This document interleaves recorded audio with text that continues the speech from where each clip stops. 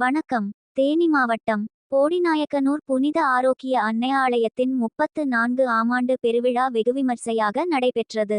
கடந்த ஆவணி மாதம் 13 மணாள் வியாழக்கிழமை கொடியேற்றத்துடன் இப்பெருவிழா துவங்கியது.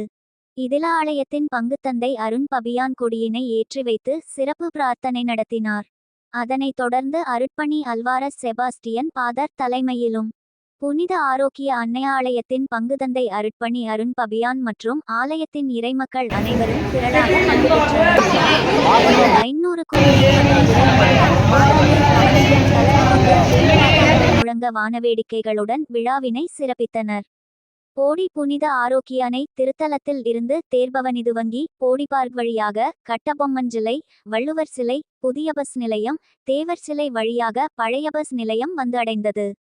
இதில் ஆரோக்கிய அன்னை சுரூபமும் மிக்கேல் அதிதூதர் சுரூபம் கொண்டு செல்லப்பட்டது.